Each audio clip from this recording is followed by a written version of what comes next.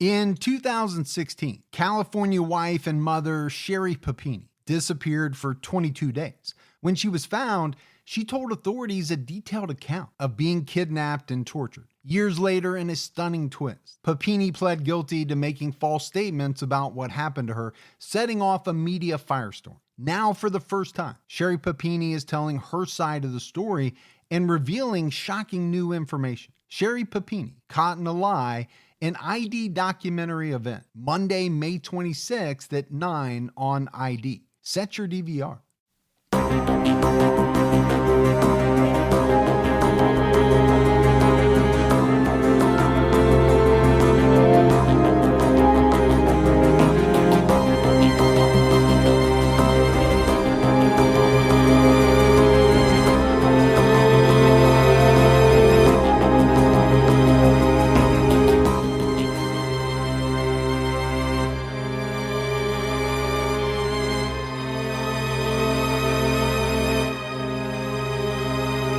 Hello, everyone, and welcome to episode 154 of the True Crime All the Time podcast.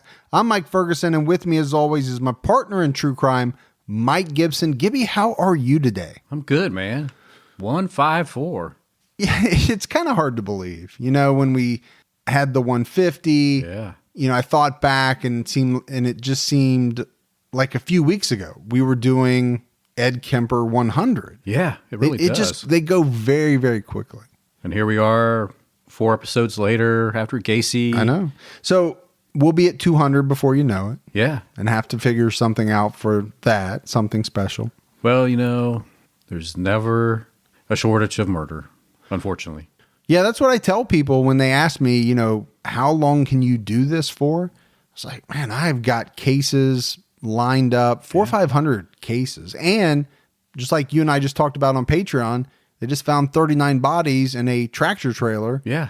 So when the details come out, that's going to be something to talk about. Yeah. That it's sad but true. People are committing crimes on a daily basis, some more horrific than others. Yeah. And you got that Samuel Little guy that came out in the news recently too.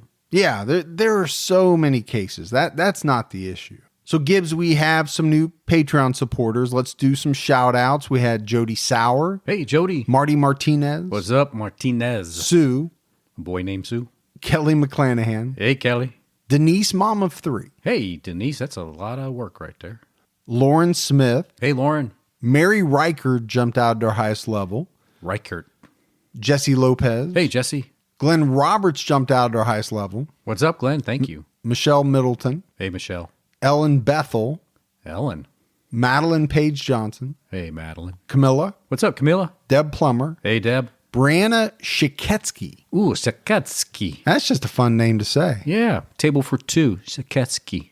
Brittany Cirillo. Hey, Brittany. Kyla Acker. What's up, Kai? Our good friend, whose name I've butchered on many occasions. Butcher it all the time. Tony Jeffers. Hey, Tony. Ronica Martinez. Hey, Veronica. Did you say Veronica? No, Ronica. Oh, Veronica. She's like, don't call me Veronica. It's Ronica. Unless when I typed it, I left off the VE, but at this point, we said Veronica and Ronica, so we're covered. No, I'm pretty sure it's Veronica. Yeah. Liz Charles. Hey, Liz. Colleen Kanya. Hey, Colleen. And Ann Fraser. Hey, Ann. Thank you. Appreciate all that new support. And then if we go back into the vault, Gibbs, this week we selected Dina Siegert. Hey, Dina. And Dina's a good friend of the show. Yeah. She's been at some crime cons. We've hung out with her. I think, was she even in Chicago? Now that I think about it, I can't remember. I can't remember a lot from Chicago. Yeah.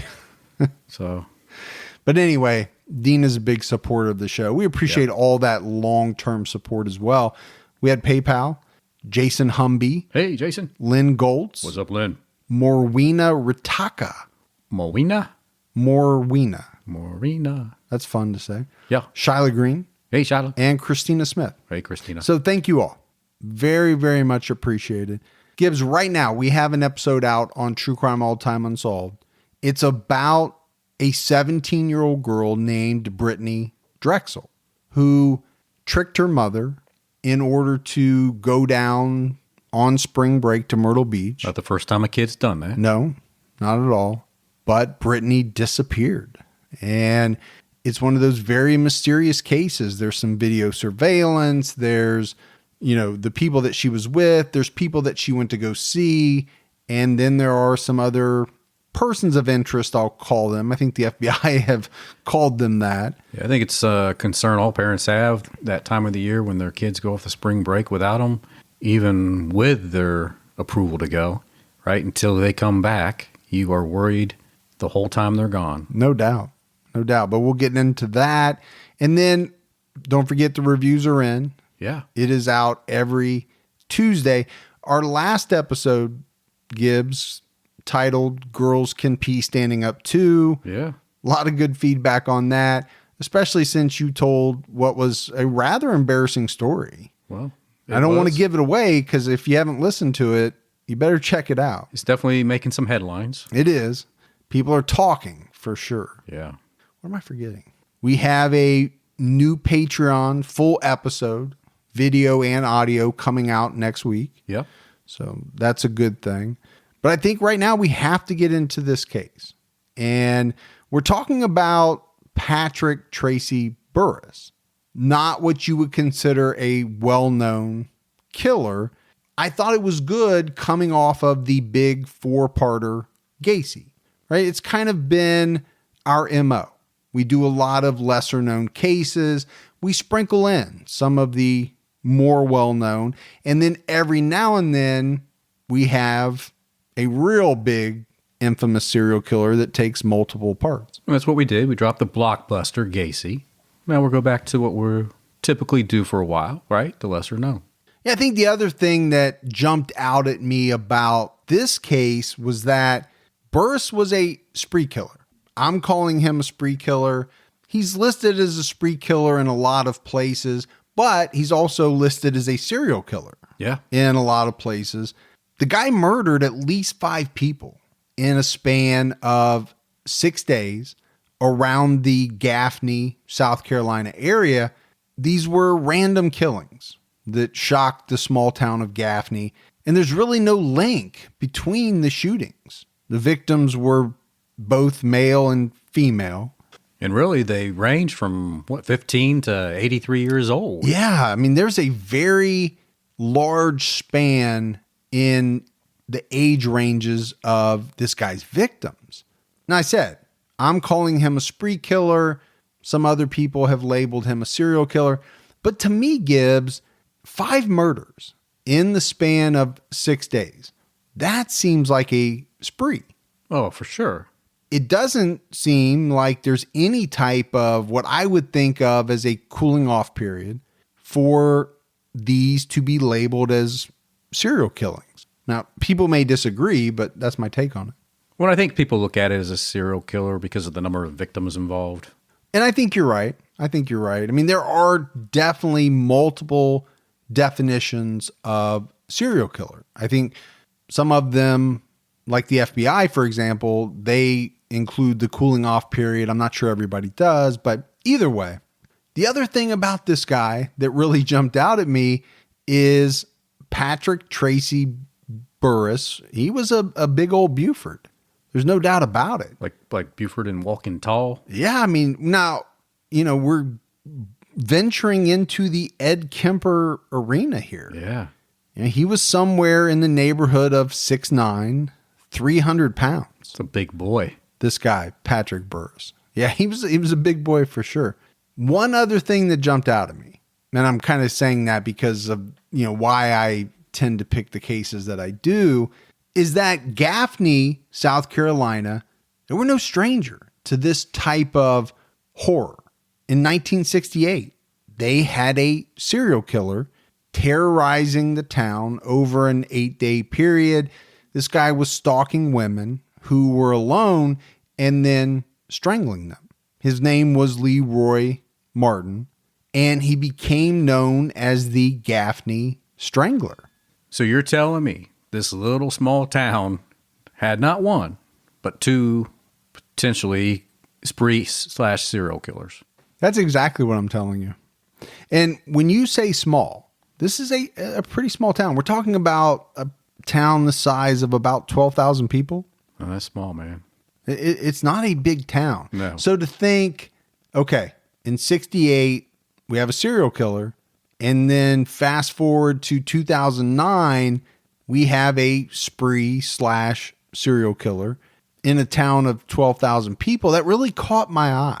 It's a rarity, I think. Yeah. So I do want to spend a little bit of time talking about Leroy Martin, because as I was researching Patrick Tracy Burris, I got into this case and it was very fascinating. There's not a lot out there. So I thought, perfect to complement the episode that we're doing. It turned out that Martin killed his first victim, Annie Dedman, in May 1967. But no one knew about it, right? Or they knew that she was killed. She was found in a ditch, but they didn't know it was this guy, Martin. So Annie's husband, Roger, was arrested, tried, and convicted of her murder. Police said he confessed, but at trial on the stand, Roger denied having any knowledge of how his wife died, said he didn't have anything to do with it.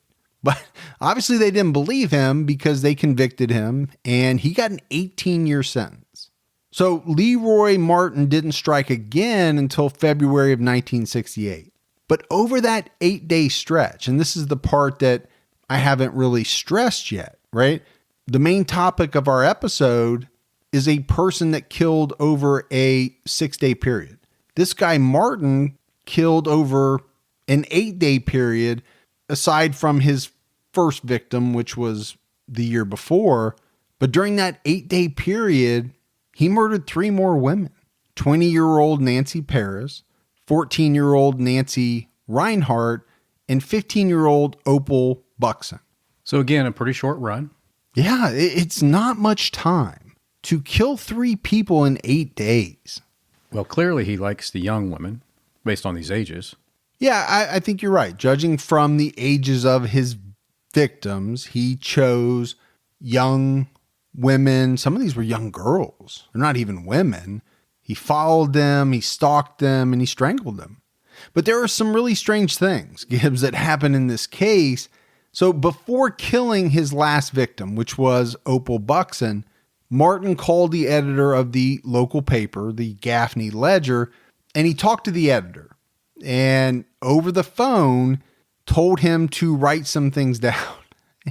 One of the things was, I'm going to give you the directions to find my first 3 victims. But the other thing he did was that he warned him. He warned this editor that this was just the beginning. There would be more. Heed my warning, I guess is what he was saying. Huh? Yeah. Now, there wouldn't be more because Martin was arrested 2 days after he killed Opal Buxton. So police got him. And obviously, we're not going into all the details. This is kind of like a branch, right? A side shoot.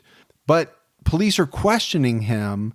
He was giving conflicting statements about what he had done.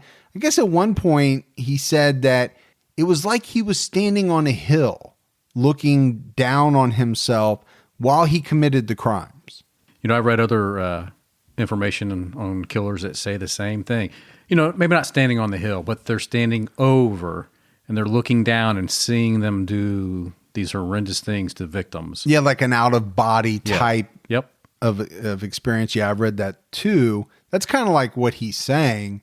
But he also called himself a psycho, and he didn't say he had a dual personality. He called himself a dual person, which I'm assuming means the same thing. So they're questioning this guy, and they got Martin to tell them how he strangled his victims. But this guy took it a step further. He showed them how he placed a belt around the necks of his victims and he pulled it tight until they were dead. But for some reason, they had a police officer stand in and play the part of a victim. So they actually gave this guy a belt to put around the neck of a police officer to show them how that he did it. Oh.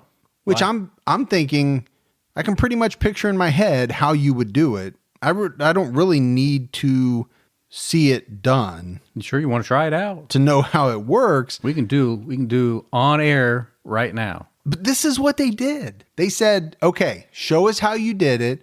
Show it on Officer X. I don't know the person's name. Yeah. So they give the guy a belt and he puts it around the neck of this officer. The problem is something kind of snapped and he started to pull the belt tight and he wouldn't let it go. Ooh, the other personality came out. The other officers had to jump in, push him off this guy, get the belt out of his hands. And all of these officers said that he had this strange look in his eyes, like a wild animal type look as he was pulling this belt tight. Yeah. But then afterwards, he broke down crying after supposedly realizing what he had done. And he said, you know what, officers, I'm really glad you stopped me before this went too far. So this whole scenario of him choking this officer and then afterwards doing the poor me, I'm sorry, that'd be great for an insanity defense. I don't think it would hurt. But the other big thing is, right, they know Martin confessed to killing Annie Dedmond the year before. So they let Roger Dedmond out of prison after serving 3 months. But just imagine that. You're in prison. Your wife is dead. Right. You know for a fact you didn't have anything to do with it, but a jury said you did. And if they don't catch this guy, you may serve 18 years. It's a Shawshank. Yeah, it's exactly what it is. Mm-hmm. But luckily, they figured it out. And now, I'm sure the guy was not happy to do 3 months in prison. He's also not happy that he lost his wife.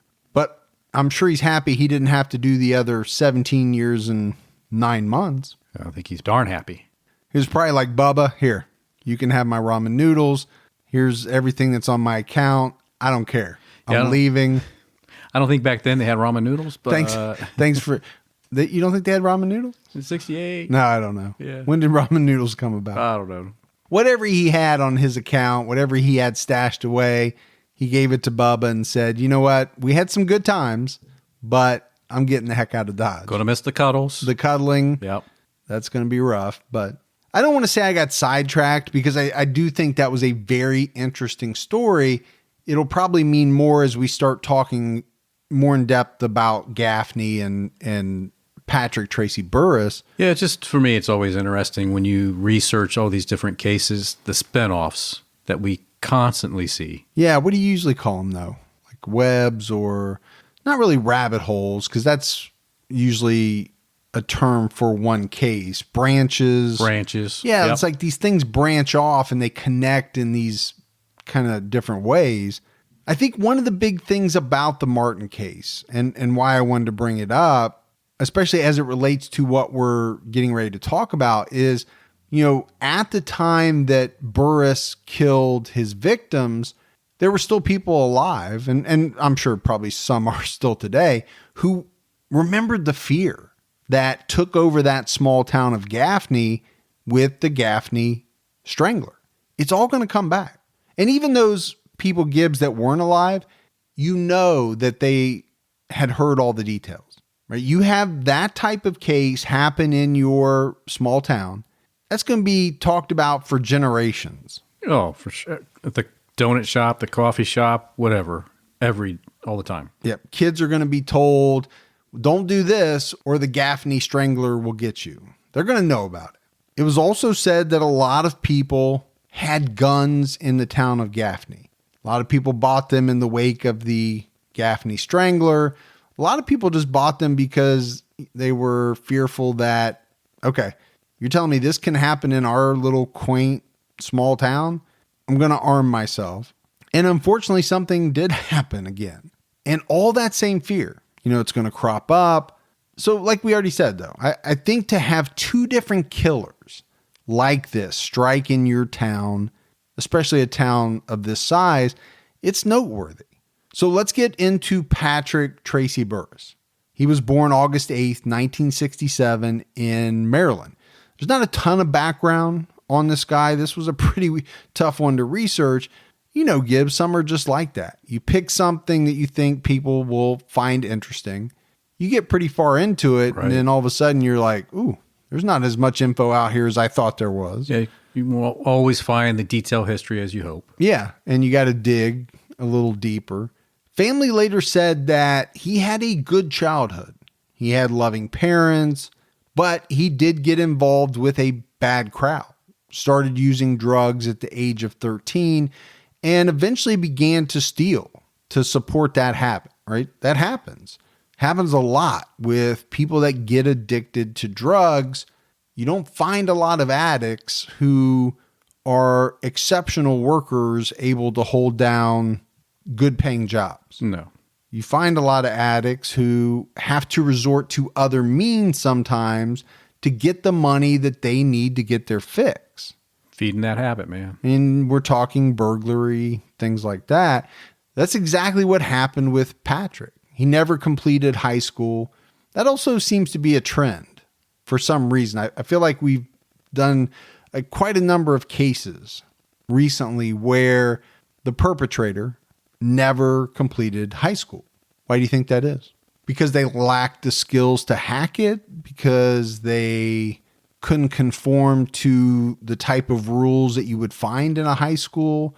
Or is it because they'd never finished high school, so their prospects weren't that great later on in life and they resorted to other things? I think it's more like that, right? I think a lot of people that don't complete high school, they're doing that because they're getting out of the environment that they're currently in. So sometimes maybe they're in a bad home and they just can't stay around anymore. And so they flee and they never get back to the school. But I think you're right. Because of the lack of a high school diploma, it makes it hard to get into the workforce, or the skilled labor or the white collar style jobs that pay better are outside their reach sometimes because of that. There's definitely a trend that I'm seeing with not all killers, but it seems like quite a few that we profile. Patrick's first arrest came in Florida in 1986. Later, he moved to Rockingham County, North Carolina in 1989. Pretty quickly got charged with blackmail. This guy, Gibbs, was a well-known career criminal. He had a rap sheet a mile long. He was arrested over 30 times in North Carolina alone. And his arrests kind of spanned the spectrum, from bad checks to burglary to you name it. The one thing that he didn't have on his rap sheet was murder. But obviously we know that's going to change. Records showed that he also had convictions in Florida, Maryland, West Virginia, and Virginia over the years. So I'm not exaggerating, right? When I say this guy had a very long record. The Rockingham County Sheriff was quoted as saying he always had a violent streak. He was very intimidating and very threatening from his appearance. And we talked about it. This guy was huge, 6'9", maybe 300 pounds. You're not going to miss him. No, you're not going to miss him. Probably pretty easy to pick out of a lineup. That might play into something later on. Right. When you see a picture of this guy, aside from how big he is, he just kind of looks menacing. Maybe that was just his mugshot, and everybody kind of looks a little menacing in their mugshot. But he does look like someone that I don't think you would want to run into late at night in a dark alley. Now, I know you don't worry about stuff like that. Nah. You'll run into anybody late at night in a dark alley, and sometimes do once or twice a week. Oh yeah. Well, just for shits and giggles, just for fun, just to see what kind of trouble you can get into. Yeah. The sheriff, though, he also said that this guy was so intimidating. He once scared an elderly man out of testifying against him for extortion. So he had extorted this elderly guy, but the guy was so scared that he was like, you know what? It ain't worth it. I'm not testifying against this behemoth. I don't need that kind of karma. Because what if he gets off? Yeah. Then he's going to come after me. So when you get arrested that many times, Gibbs, eventually you're bound to go to prison, right? Seems natural. Burris spent some time in and out of lockup here and there. It really wasn't until 2001 where he got his first big charge. He was charged with 10 counts of felony breaking and entering and 9 counts of larceny. He went to trial. He was found guilty. And then under the sentencing guidelines at the time, he had to serve at least 7 years and 9 months. So that was the minimum that he could serve. The maximum was 10 years and a month. So it's not really much gap. That big of a gap. He ended up serving about 8 years. It might have been the minimum, 7 years and 9 months. It was close to 8. And then he was paroled in April of 2009. So he did a fair amount of time. Yeah, I mean, I don't think 8 years of your life spent in prison is anything to sneeze at. But this April parole date is just a few months before he would go on his rampage. And, you know, the thing about it is you can look at this in every case, right? You can ask the what if questions. What if he was not paroled and had to serve his full sentence? Well, for one thing, he's definitely not out to kill 5 people in 2009. No. Because he wouldn't have got out for at least 2 more years. That would put it into 2011. It's a tough game to play, though.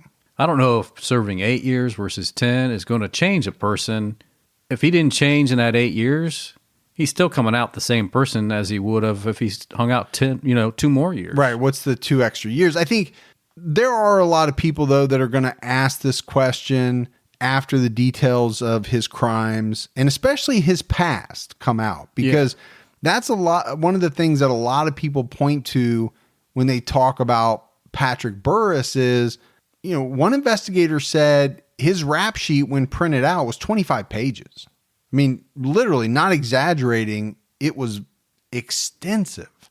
Now, I think you touched on it, right? The question is, would he have done something similar after getting out 2 years later? And I say, yeah, possibly. Who knows? There is a big part of me that thinks, you know what? This guy was just a bad seed. He was going to do something bad at some point in time, whether it was 2009 or 2011. But people really made a big deal about the fact that he should have been kept in longer. And I get that point. I'm not saying I disagree with it. No, you're right. But we've seen it the other way too, where somebody with that same sentence would have served maybe 2 years, 3 years. That I can see, right? Oh, yeah. But when they do 8 years out of the 10. Yeah, I think the difference here is you and I are not jumping up and down about the 8 years. Right. Because we see it all the time. You got 6 months. You got a year for violent sexual crimes. Yeah. Now, according to the Charlotte Observer, Burris had plans to marry his girlfriend that he'd had for 2 years.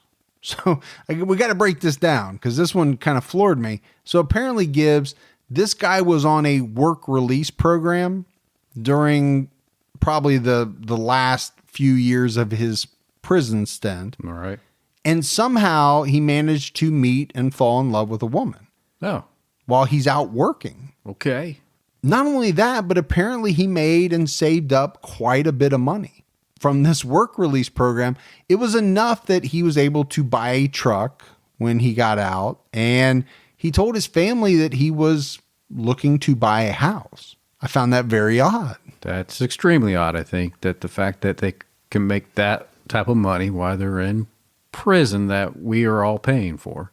Well, for one thing, you have literally zero expenses. Yeah. They are giving you your lodging. They're giving you your food. Sure. You and I are paying for all of it. The electricity. I mean, the education, if you want it. Yeah. What are you spending your money on? Ramen noodles. Yeah. And shoes or something. I don't know. Like they even have better medical and dental. All that said, I still don't want to go. No, you would not do good there. We already talked about this. I would not. So Burris was released in April. He and his fiance moved into a mobile home in Vail, North Carolina. Burris got a job as a tree trimmer, and the two were making wedding plans. But Burris got arrested on June 12th for driving with a suspended license. I couldn't find the details around it, but my assumption is, yeah, that's going to happen. When you get out of jail, you might want to make the trip to the DMV right away because your license would be suspended, right? You've been out of circulation for 8 years. Your license is not valid. You would think the jail concierge would have took care of that before release. Like, hey, one of our things that we do while you stay here is we wanted to make sure that we get you set up for your license. So that you can drive when you're out? Yeah. So is a concierge the same thing as a concierge? Well, or is that what they call it in prison? That's what they call it in prison. Yeah. I was just checking. Yeah, that's prison slang. But I do think that it was this arrest that started Patrick's spiral, because most likely he thought, all right, this is going to revoke my parole, right? You can't be out on parole for a month and get arrested. That's not good. Normally, no, it's not good at all. Chances are they're going to send you back and make you finish out the rest of your time. And I'm assuming he did not want to do that. Don't know too many people that do. So just days after this arrest, he up and left the mobile home, left his fiance, and split. You know, I always say travel light, man. Well, traveling light would mean no fiance. No, yeah. That would be the definition of traveling light. That would be traveling light. You know, his fiance's son later said in an interview that he didn't see Burris as a bad guy at the time. There wasn't a lot of time probably that he spent with him, but he saw him as a guy that was trying to turn his life around. He said he didn't see him with a gun. He didn't see him using drugs. So either Gibbs, he was really trying to walk the straight and narrow, and it was this arrest and the looking down the barrel of possibly going back to prison that spun him, or he hadn't changed at all and people around him just didn't see it. And it was this arrest that was kind of the catalyst for the ramp up. Does that make sense? No, it does. I mean, I think a lot of people walk that line. And I think for some people, it's a very fine line. It's a very fine line. But I also think that, you know, people have one way they present themselves in a certain environment. You know, we've seen it with some mega killers that they have this really good family life. But outside of that, they're monsters, man. Yeah. Yeah, I think we've talked about it before. People will show you what they want you to see. Yeah. And a lot of times that means excluding the bad things, the things that would cause the red flags. They don't want you to see that stuff. If I opened everything up I got, you would never sleep again. No. And it would probably just be like when they opened the, the Covenant in the Raiders of the Lost Ark. Yeah. My face would probably just melt. Just like that. Just right down. Just be big old skeleton. I wouldn't be able to handle it.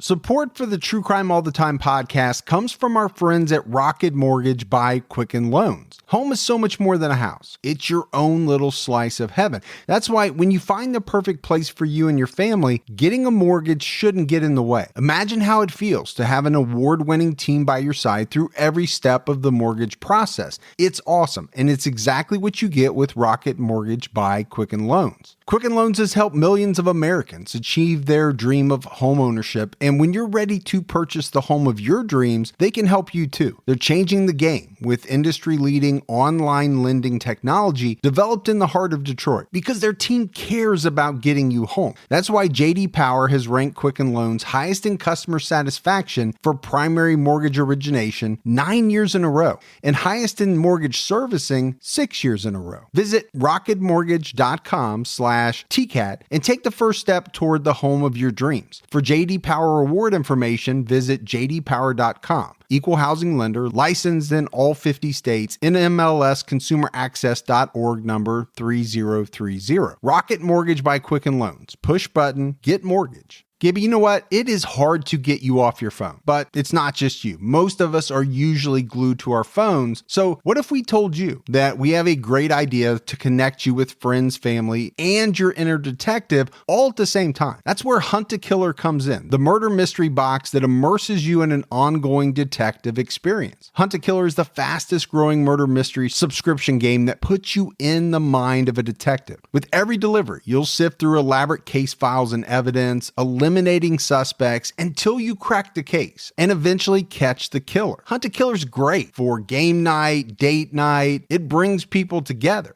But if you're a detective that prefers to work solo, Hunt a Killer is built so that you can choose how you want to play. They do have thousands of online community members and 2,000 5-star reviews on Trustpilot. Plus, part of the proceeds for every box goes to the Cold Case Foundation to help fund cold case investigations. So right now, just for our listeners, you can go to huntakiller.com/TCAT for 20% off your first box. Hurry to take advantage of this offer and embrace your inner detective. That's huntakiller.com/TCAT for 20% off your first box. huntakiller.com/TCAT. It's not just about catching the murderer, it's about the friends you make along the way. So he left the mobile home, left his fiance. He met up with a brother and sister named Mark and Sharon Stamey. The three began partying. They were drinking, they were using drugs. This guy, Mark Stamey, later told the Gaffney Ledger that they were introduced to Burris, who they knew only as Pat, Country, or Big C. Big C. So apparently this guy had a lot of nicknames. Big Country. Big Country was one. Yeah, I said Country, but I think Big Country was another one, actually. He was, like I said, he was a kind of a big old Buford. But they got introduced to him through a drug dealer. And I've found that's usually the best way to find new friends. Sure. Is to ask your drug dealer to introduce you to a stranger. I think they probably can do the same with love connections. Mm-hmm. You know, can you hook me if I need to find my next romance? And the drug dealer's like, I've got it for you. She does or he does the same things that you do. Drugs. But the Stameys are very important in this story. They didn't kill anyone, as far as I know. And obviously they were doing some things that were illegal. But at the end of the day, they're really the window into much of what was going on at the time that Patrick Burris committed his murders, because they were with him during this span of time pretty much nonstop. They were partying with him before and then later during the killing spree. Burris was supplying them with drugs and always seemed to have a fresh supply of cash to buy the drugs with. The problem is the Stameys didn't know that he was getting this money by shooting people and robbing them. They only knew the truth, right? So I mentioned all of the murders occurred within a 6-day period. They also occurred within about a 10-mile radius. And it was on June 27th, 2009, that Burris shot and killed a peach farmer named Klein Cash. Shot him in his living room. His wife was out running errands, came back, found her husband's body in the living room when she got back. She told police that she believed the house was robbed, but she also mentioned that a man that neither one of them knew, was a stranger, had come by earlier asking about the possibility of buying some hay. 4 days later, Burns shot 83-year-old Hazel Linder and her 50-year-old daughter, Gina Parker.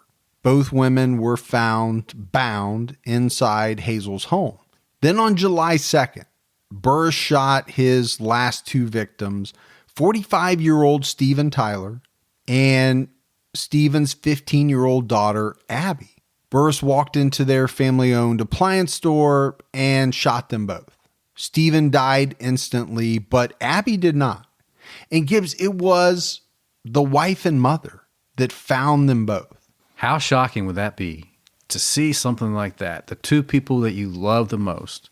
Well, I think it would be shocking to find anyone dead, right? Shot, murdered. But when you're talking about your entire family, your husband, your daughter, that's something that most people just can't even comprehend. Now, I said Abby didn't die instantly. Unfortunately, she did die a couple of days later from her wounds. It was on July 6th. I'm hoping everybody is getting the time frame here. This is very fast. It's boom, boom, boom. You know? The murders happened in 6 days. 4 days after the last murder, police got a report of a suspicious vehicle, an SUV, and a possible burglary at an abandoned home in Gastonia, North Carolina. It's about 40 miles from Gaffney. A man called it in as suspicious. He was probably watching out his window, as I do, for anything out of the ordinary. Man, you go into full SWAT routine. Oh my gosh. You never know. If someone even puts a toe on your property line. So, I don't know. Well, there's the infrared. Yeah. There's all the motion cameras. Yeah, the floodlights always get me. There's the special Gibby system, I call it. No, but he did. He noticed this SUV. He thought, all right, this doesn't seem right. It's in front of this abandoned house. Something's going on. These people are sitting in their car. I'm going to call it in. And he was right to. Also, we said 40 miles from Gaffney, so everybody's on edge. There's a killer on the loose. 40 miles away in Gastonia, North Carolina, they knew all about it. It's 2009. The news is everywhere. So I really can't blame this guy. The guy that called it in, he saw 3 people get out of the vehicle, walk up to this abandoned house. One of the men that got out of the SUV, he thought matched the description of the killer. So I mentioned it, right? It's on the news. He's seen it. He was tall, heavyset, unshaven, wearing a baseball cap. The guy also said that this man was stumbling around as though he was either drunk or, whacked out on drugs. Given the track record of Patrick Burris, it could have been either or both. Most likely both. So the 3 people that got out were Patrick Burris and Mark and Sharon Stamey. The Stamey family actually owned this vacant house that they were getting ready to go into, but before they got in, police rolled up on them, right? They were called, they responded, they asked everyone for identification, and Mark Stamey told police that he owned the house. So they took their identification, wrote it down, they let them all go into the house. But police didn't leave because I think pretty quickly, Gibbs, it came back and they figured out that the big guy had given them some false information. They eventually figured out who he was, that he was Patrick Burris, and that he had a warrant out for his arrest. And I wondered if they figured out who he was because of how big he was. How big he was. I don't know. The details on that were a little sparse, so I'm not exactly sure how they figured it out, but I think you're probably onto something. There are not too many people that police would encounter that would be 6'9", 300 pounds.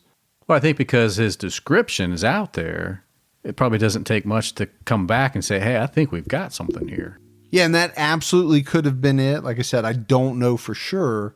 But however they did it, they figured out that the man was Patrick Burris. So they went up to the house. They knocked on the door and they said they needed to speak with Patrick. It's now about 3 a.m. in the morning.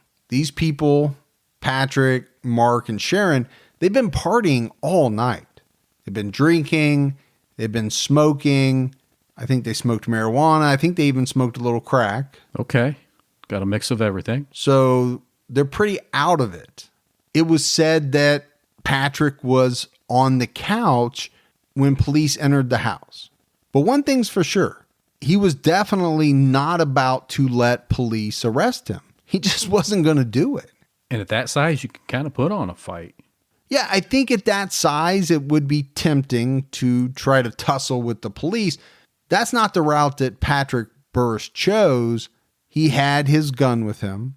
And as the police attempted to arrest him, he grabbed it and he fired a couple of shots.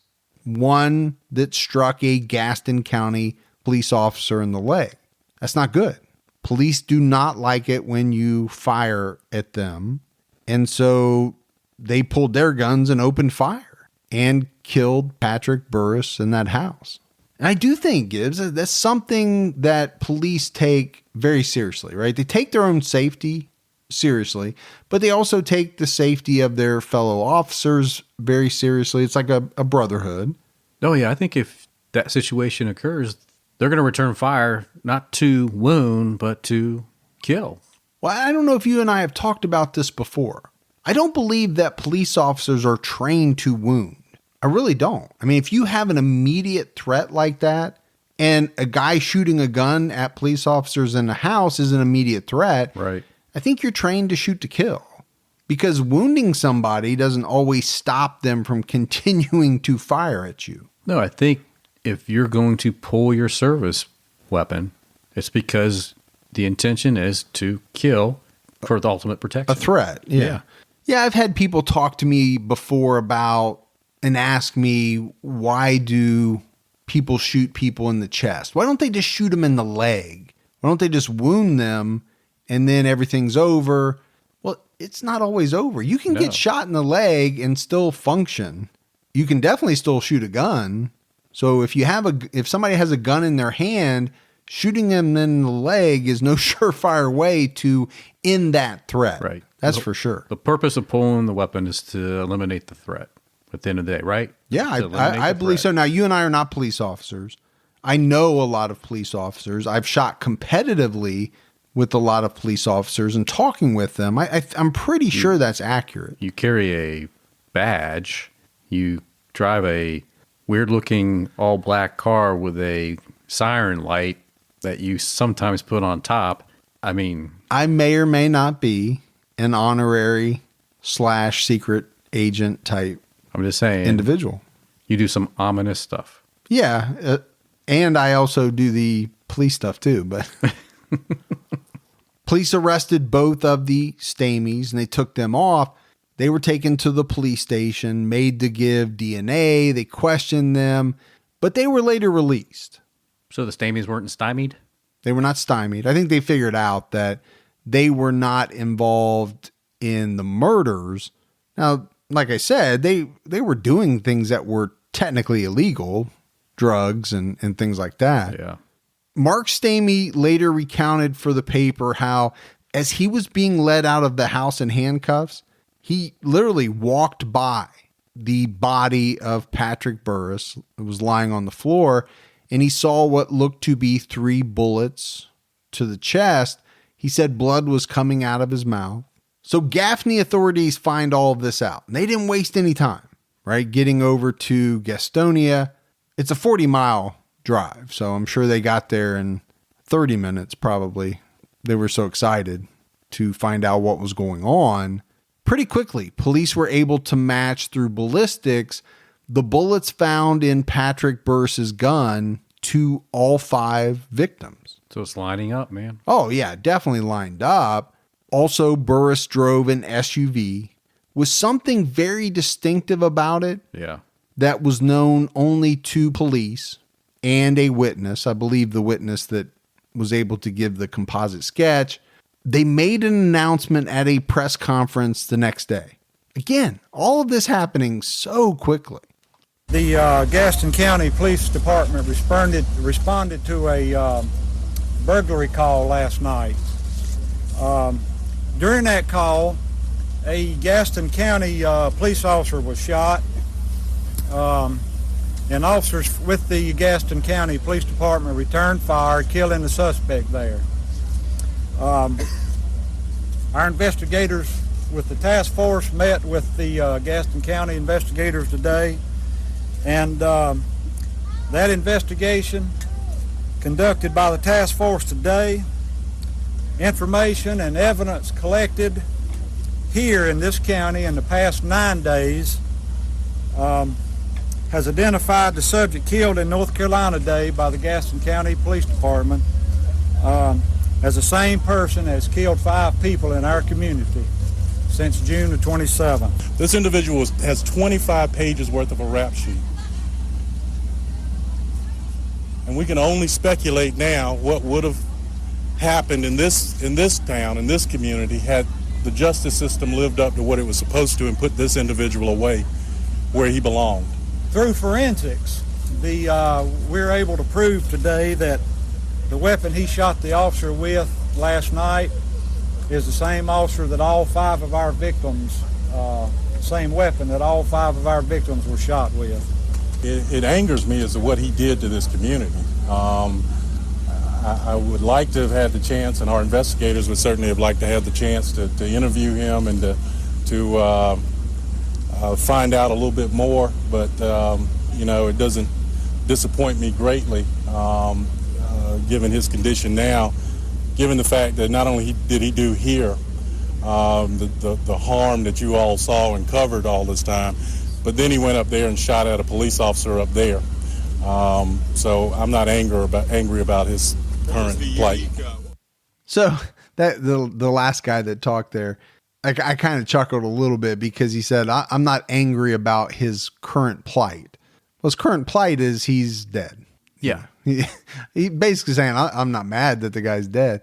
But he did say something that I think is interesting in that, yeah, they would have liked to have talked to this guy.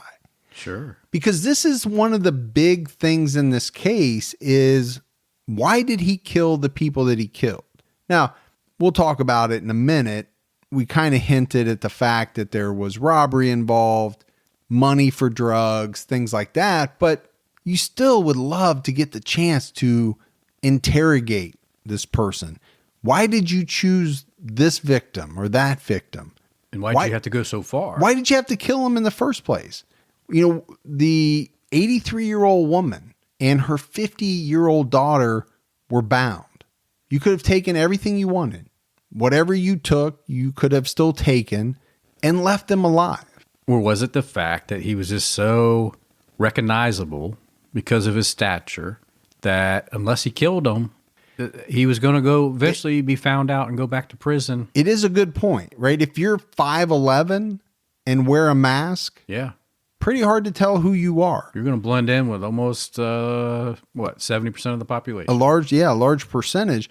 If you're 6'9", 300, well, wearing a mask helps. Yeah, but it does not ensure your anonymity because there's only so many 6'9", 300 people right walking around a town the size of 12,000 people. Yeah, and you might be the only one. Yeah, unless it's the week that the NBA All-Stars are in town. That's true. You're going to be limited out. Or maybe there is a WWE type event or something like that. You and your WWE. Where else are you going to find people of that stature? It's just not all the time. Now, they also found items in this guy's SUV that linked back to his victims. I don't know exactly what they all are, but again, as you're laying out the details, everything's kind of lining up, right? Ballistics match. You just happen to have items that belong that you most likely took from the home or store of someone that you killed in your SUV. Well, how could that be? See, this is like Rule 101. You know, you don't keep things in your vehicle when you do bad things like that can tie you back. And you don't drive the same car that you had at sun up come sun down. Yeah, isn't that chapter 3 of your book? It used to be chapter 2. I pushed it out. Oh, did 3. you? Very good. Yeah. You have a new chapter. Yeah. I wanted to put a chapter in the between 1 and 3 because I felt it was out of place. So I did that recently. Yes.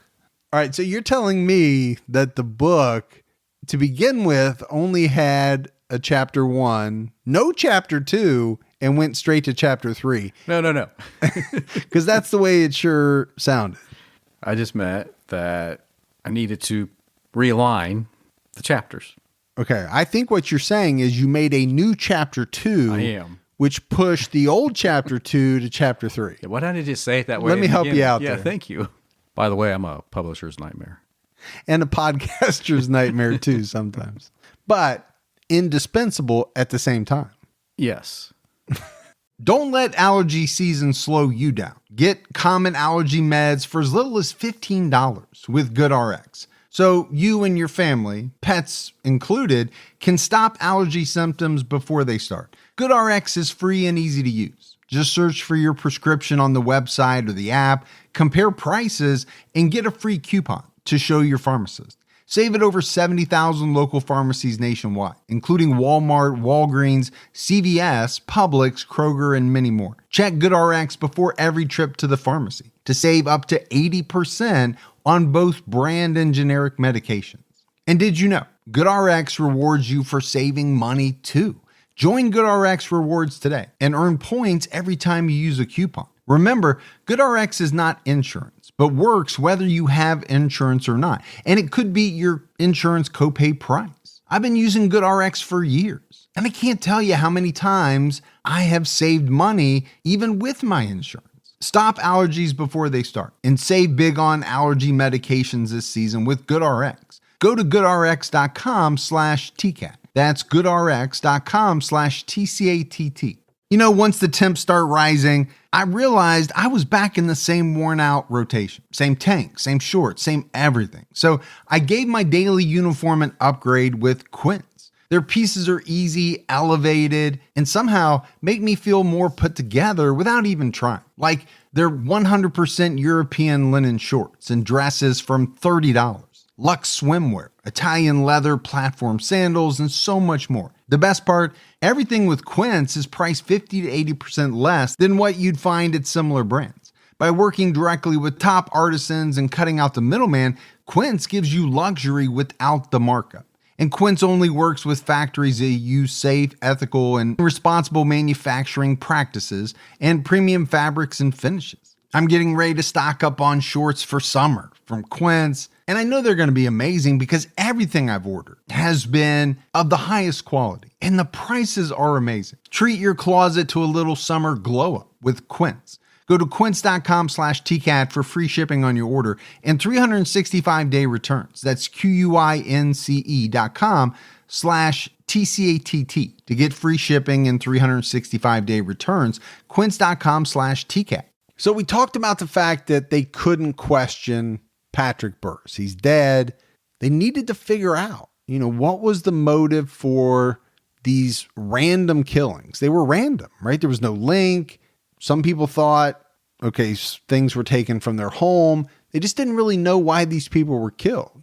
And I think that's where, some of the information from Mark Stamey really comes in, right? Burris needed money to fuel his drug habit, and he got it from his victims. Yeah. And we know, if you're doing crack, and I don't know how much crack he was doing, but if he was really into crack, you definitely aren't a stable person. I've seen enough and read enough that crack puts people into a whole different dimension. Yeah, I'm looking at it right now.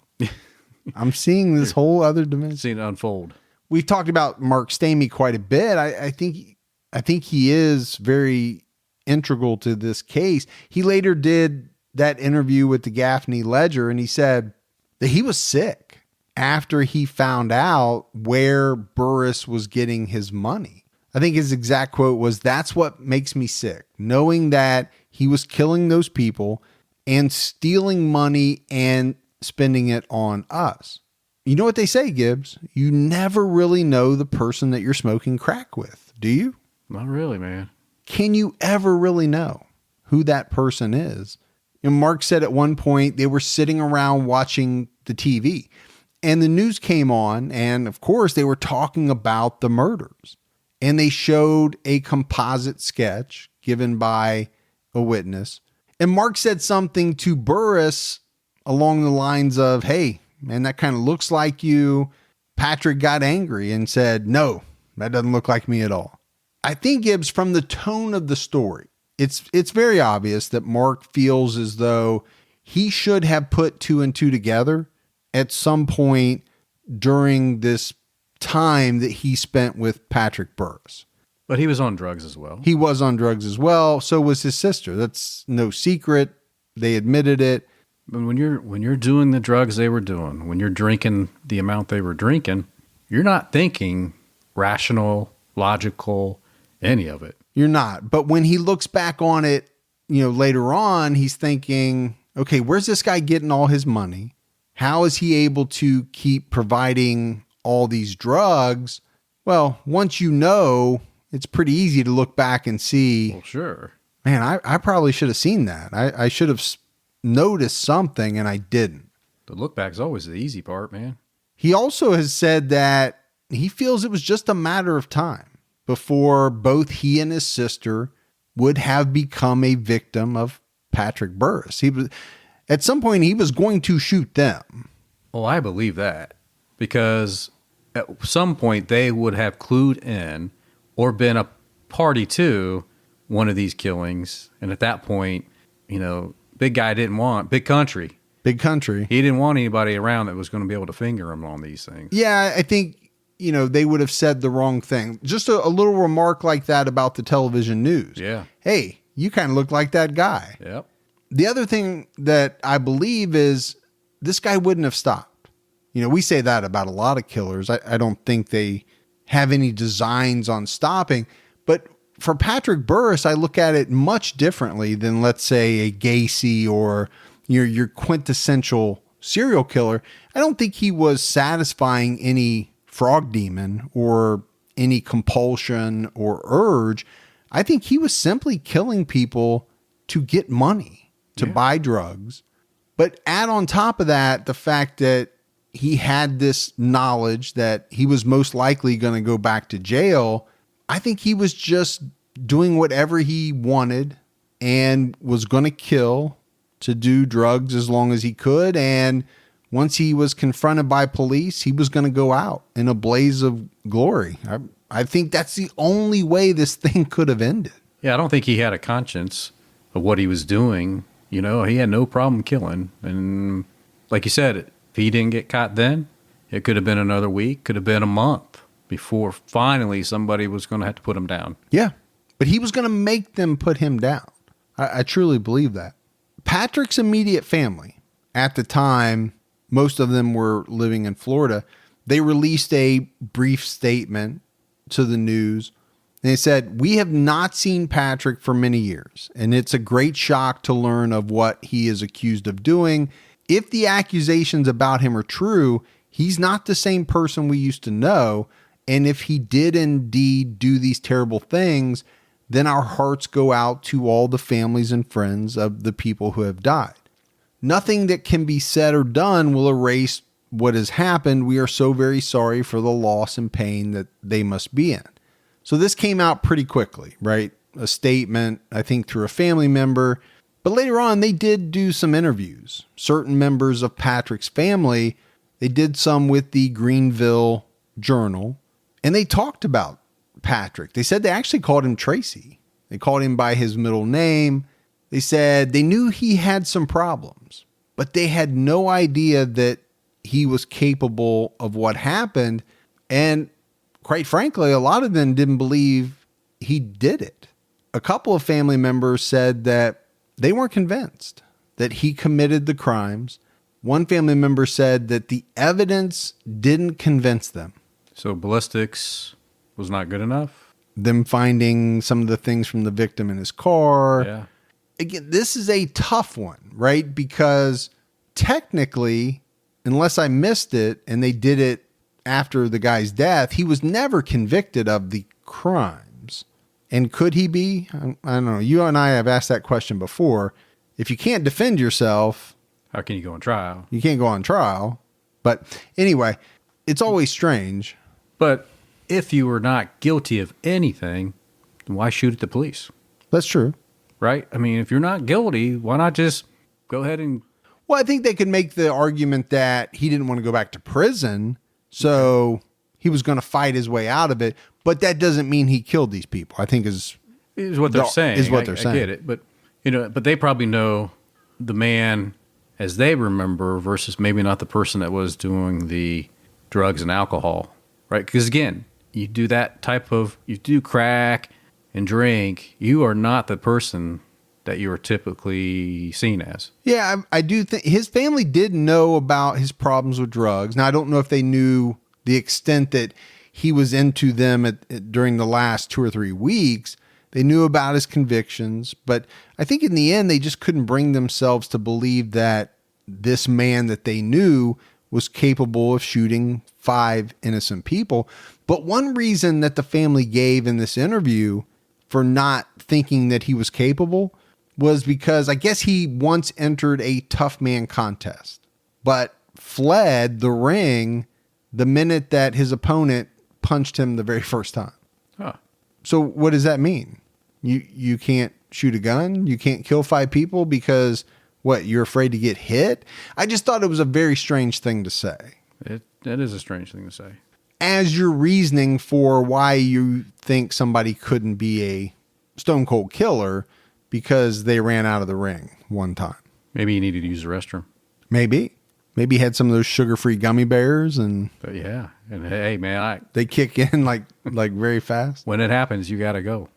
But you know what happened in this case, Gibbs, and I think it happens in a lot of cases, kind of mentioned it. There was a ton of scrutiny on the system that let Patrick Burris out.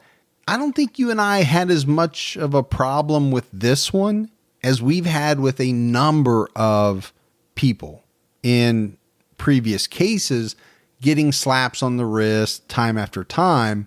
Like you said, 8 years is a fairly long time out of 10, right? To basically serve. But you heard the guy in the clip say, this guy had a 25-page rap sheet.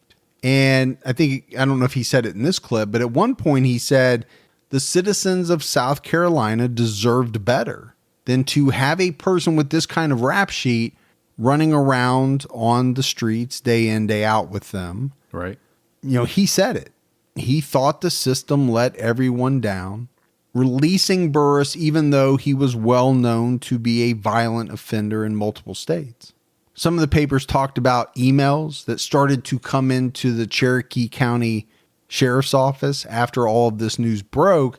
I guess officers from all kinds of different states, Gibbs, started emailing the sheriff saying, this guy was bad. We charged him on this. One guy said we charged him on 25 counts. So I think that's where you get into, maybe not so much just the 8-year sentence that he did, but it was all the other stuff that when you looked at it in totality, you think this guy probably should have been away for much longer for a variety of different things. So as we're wrapping up this episode, I stumbled upon some information about Gaffney, aside from the fact that they had a serial killer in the late 1960s. But I guess they are known, Gaffney is, for their big 1 million gallon water tank. That's a big one. As far as water tanks go, it seems like 1 million gallons is a lot. But I think my first wife would have used it all. In the shower? Yeah, she took the longest showers ever, took long showers. My oldest daughter, she can drain a hot water heater by herself. Yeah. So it's like everybody has to have a schedule and it has to be worked around my oldest daughter, because if everybody tries to take a shower in the morning and she's up first, the rest of us are SOL. So some people have to take one the night before. It's a whole thing. And I have a big water heater. It's not like I got some little, mini water heater. Yeah, that's scary, man, because you want a hot shower, Mm-hmm. I moved into that apartment, and it's just me, but it's a 2-bedroom, and I swear I'm only in the shower like 5, not even 10 minutes, and it starts getting cold. I asked the people, I said, I'm just curious. At least a 2-bedroom. It means that typically at least 2 people, if not more, would live there. I'm cold in the shower after 7 minutes. They're like, oh, no, that's normal, standard. I'm like, no, it's not standard. That's not standard. It's not. Nothing about that's standard. And here's my K-bar to prove it. Yeah, here's my K-bar. It's not standard. But so this big water tank, I guess it's painted to look like a giant peach. Ah. And it even has like a green leaf coming down. Yeah. It's huge. But the thing about, so they call it the Peachoid. And I guess it was featured on the Netflix show House of Cards. Yeah. Because Kevin Spacey's character, before he got kicked off the show, was from the town of Gaffney, South Carolina, his fictional character. I just found that very interesting as well. Yeah, that was a pretty popular show. It was very popular. It was one of the first really big Netflix original series. Kind of kickstarted all of these Stranger Things and Mindhunter and, just all of these shows now that Netflix puts out. And the same with Hulu and Amazon and all these other ones too. At least you said all the names right. I usually do. But that's it. That's it for the case of Patrick Tracy Burris. I thought it was a different type of case, especially coming off of the behemoth that was John Wayne Gacy. And I like how we went down a little branch to talk about the other individual back in 1968. Yeah, I thought it was a good tie-in. It was also needed, though, because, like I said, after I got into this case, there wasn't as much out there on it as I originally thought in my first review of it. But I think it adds to the story because that same fear that people felt in 68 came back again in 2009. Well, there were people living in Gaffney that experienced it in 68, and they were like, oh, it's back. Yeah. This is exactly what we experienced 41 years ago. It's easy for one generation to see both. Yeah. Yeah, it really is. Well, we got some voicemails. You want to hear those? Yeah. Hello there, Mike. This is Mel from England. Gibby will know me from accidentally joining TCAT Fit. I've got a couple of questions for you, one serious and one not so serious. Are there ever any serial killers that make you not sleep at night and you just can't get out of your head? I mean, I'm a nurse and I've developed a sort of sardonic sense of humor to deal with it. But there are things sometimes that make me not sleep and feel sick to my stomach. I mean, obviously these stories do, but I'm talking about the really bad ones. Second question, do you ever just laugh and have to cut it out? I mean, some of the names, they can't actually be real. The ones that you read out, they've got to be a joke. Yeah, so do you ever laugh and have to cut it out? Thanks a lot. Bye. Gibbs, did she say she accidentally joined TCAT Fit? Yeah, so we had the fitness page. Right. And then she wanted the group page. She's like, wait, I don't know what this fit stuff is about. I'm not into that. Yeah. She's actually really funny. Yeah. She's over there in the Great Britain area. I don't think they call it the Great Britain. Yeah. I think they just call it Great Britain. Great Britain. So to answer her questions, I think they're going to be different. I don't want to speak for you. For me, personally, there's nothing that keeps me up at night. There's nothing that really makes me sick to my stomach. Yeah. I think that says something about me, and it may not be a great thing. It might be that I've become somewhat desensitized and I'm worried, but I don't know that it is because I was never really like that. Yeah. And same for me. I mean, the only thing, one, I'm not a sleeper anyway. I might sleep 3 hours a night, and it's not something that's keeping me from sleeping, but if I was going to lose sleep over something, it'd be like, what do you mean they're getting rid of Twizzlers? No, there are things, though, that turn your stomach. There's things that turn my stomach. The kid stuff. There are things that that visibly affect you. Yes. I won't eat. Yes. Yeah. So you and I are a little different in that way. And again, you're more sensitive. You're that Keanu Reeves lake house type sensitive guy. I'm more of the Patrick Swayze Roadhouse. Nothing affects me. I'm glad we got that out there. I'm just throwing that out there for everybody. That's good. I've never actually seen The Lake House, but I think I've heard somebody talk about it before, that it's kind of a strange movie where he's like super sensitive or something. Oh, I don't know. You're assuming I watched The Lake House. And I know you did. So, and the answer to the second question is we laugh all the time. We cut up, we make mistakes. So there is editing in the podcast. And we know that some of the names that people give clearly aren't their real names. Yes. And that either they're toying with us for fun, or it's just something they like to do. Yeah. And we're okay with it. But Gibby actually cracks up a lot of times on some of the names, and some we leave in unless I think it makes him look bad. Yeah, I might take it out. I might go too far. Sometimes. Yeah. Sometimes. Hi, True Crime All the Time. I have been listening to your show for quite a while now and have listened to every single episode. But this week I got super duper busy, and so I love when I fall behind because I get to have a True Crime All the Time marathon as well as criminology.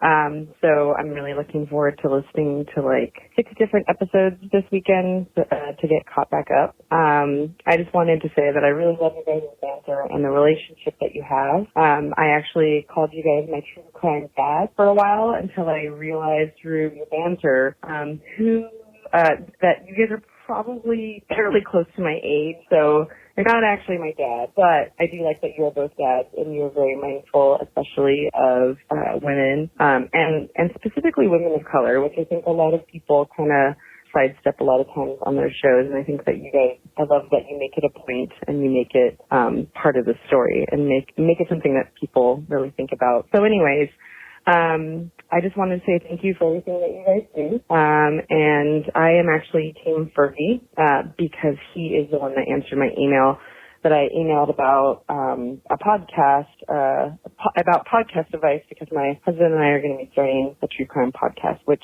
I'll be sure to let you guys know about when we get our first episode out. Anyways, you guys are really awesome. Thank you for all that you do, and keep your own time ticking. And it's not that I'm not Team Gibby, but Mike Ferguson is a good man, so I just wanted to say that. Thank you so much. Have a great week. Bye. Well, he is a good man, but he's also the only one that has the key to the email address that you email to. That is true. And that cost me a pretty penny to get her to say that. Yeah. And everybody says they listen to every episode. Not too many people have found episode 88 and a half. Oh. The one that we buried out there. Does that go back to your Hogwarts, how you get on the Hogwarts train Is thing? that 9.5? Something like that. 9 3/4. But I will say this. I appreciate her voicemail. It was very thoughtful, the kudos and us trying to be respectful. And we do. I mean, obviously we try to keep things light, but we try to do it in a way that is not disrespectful to anyone except for killers. I don't mind being disrespectful to killers. Right. I don't think anybody else does either. No. Hi, Mike and Gibby. My name's Shelby. I'm a longtime listener of TCAT. I'm calling all the way from Kingston, Ontario. I actually am named out of a movie, and I wanted to call and give Gibby some hints to what the movie is to see if he could guess what it is. I'll tell you who it stars. So there's Sally Field, Dolly Parton, Julia Roberts, Shirley MacLaine. There's a big scene in a hairdresser where they're all laughing and talking, and the main character has a problem with her diabetes, and there's a big wedding, and it's a great movie. I have a feeling Mike will get it right away. Anyway, thanks for having an awesome podcast, guys, and stay safe and keep your own time ticking. So before you answer, pretty cool, right? Somebody leaves in a trivia question. I like that. Well, when she said Shelby, then I knew, when she started talking, I knew it was the one that Julia Roberts played Shelby. If I don't remember the name of the movie, but I knew like Shirley MacLaine was in it. Or she already said all that. Did she say Shirley MacLaine? Yeah. Yeah. She named all the big stars. It was a great movie. So what? Julia Roberts dies in the end. Well, now you just gave it away for everybody. Well, it's old. I was thinking it was maybe Fried Green Tomatoes. No, it's not that. It's like see, I don't watch a lot of those types of movies. No, it's not that. It's something like that. It's Still Magnolias. Still Magnolias. See, again, I haven't seen that. I haven't seen Still Magnolias. I haven't seen Fried Green Tomatoes. I just don't watch a lot of movies like that. Hey, Mike and Gibby, this is India from Arcadia, Florida. I just wanted to say that I love your podcast, and I listen to it every day while I deliver mail, and it really makes my day go by faster. I was also wondering if you guys would be interested in some Carolina Reaper beef jerky. I don't know how much you guys like hot stuff, but we got some pretty good stuff down here. Well, thank you for everything you do, and keep your own time ticking. And Team Gibby here. Bye. I love you too, Mike. Bye. That's awesome. I don't know, Gibbs. Carolina Reaper sounds awesome. So here's where I'm at on the Scoville scale. Are you familiar with the Scoville scale? I am not. Okay. That's the scale of how hot it is. Yeah. I like hot, and I think you do too. Yeah. I don't like it when it gets so hot that I really can't taste anything. I like the heat, but I still want to be able to taste everything. Yeah. Does that make sense? It makes sense. Like sometimes these atomic wings, they're so hot, like I don't even taste what I'm eating. Yeah, your tongue's just on fire. Yeah, that's too much for me. I can eat them, but I don't enjoy it. Gibbs, we had mailbag. Okay. Michelle Schultz sent us some alien fresh jerky. Speaking of beef jerky. Awesome, thank you. It says filet mignon. Oh. Or I know as you would say, filet mignon. Exactly. Either way, it's good stuff. Yeah. She also sent some Harley chips. Okay. And then Natasha Service sent us some homemade pumpkin bread. Awesome. As well as a Harley chip as well. Like that. So appreciate all that. All right, that's it. That's it for another episode of True Crime All the Time. So for Mike and Gibby, stay safe and keep your own time ticking.